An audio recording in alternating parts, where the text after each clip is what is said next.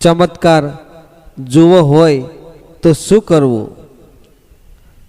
ચમત્કાર જોવાની ઈચ્છા થાય તો શું કરવું?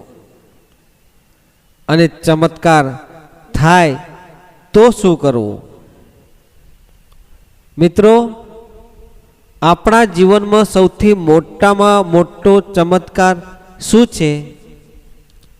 આપણે આપણા જીવનને સમજી શકીએ, સમયને ઓળખી શકીએ અને આપણા જીવનમાં આપણે શું કરવા માટે જન્મ લીધો છે અને શાના માટે જન્મ્યા છીએ, શું કરવાથી આ જીવન સફળ થાય અને શું કરવાથી આપણા આ જીવનને અમર બનાવી શકીએ, આપણું નામ અમર બનાવી શકીએ.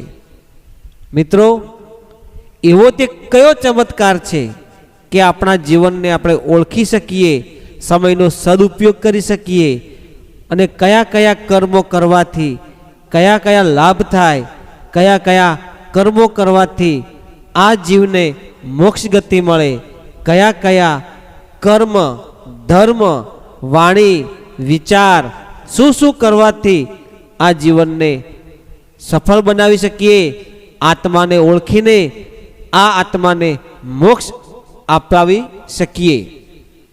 નમસ્કાર મિત્રો, આપણે આ યુટ્યુબ ચેનલમાં આપ તમામ મિત્રોનું દિલથી હું હાર્દિક સ્વાગત કરું છું અને આશા રાખું છું આપ પણ આપણા જીવનમાં સુખી અને સંયમ રીતે પોતાના જીવનને ઉજાગર કરી અને આ જીવનને ધન્ય બનાવો તેવી આશા રાખું છું.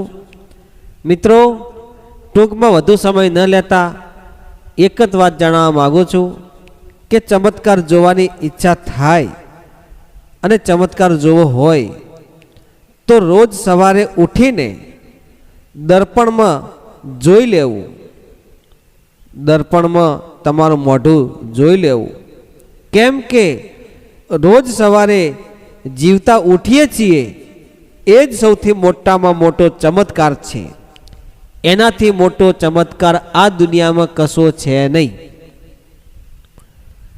રોજ સવારે તમે વહેલા ઊભા થાવ ત્યારે દર્પણમાં અરીસામાં જોઈ લેવું, એટલે તમને ખ્યાલ આવે કે હું જીવિત છું અને મારે આ દુનિયામાં કયા કર્મો કરવાના છે, શું કરવાનું છે, શું નથી કરવાનું, કઈ રીતે આ આત્માને આ પરમાત્મા સાથે મિલન કરાવીને આ જીવને મોક્ષ ગતિ મેળવવાની છે એનું તમને ખ્યાલ આવે, એ જ મોટો ચમત્કાર છે. બાકી દુનિયામાં તો તમે આવ્યા છો તો જવાના પણ છીએ, જન્મ છે એટલે મૃત્યુ તો ચોક્કસ છે ને છે જ.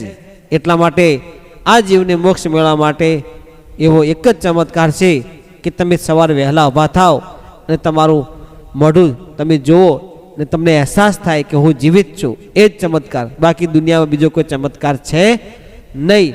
સમજાય તેને વંદન. જય ગુરુદેવ, જય માતાજી.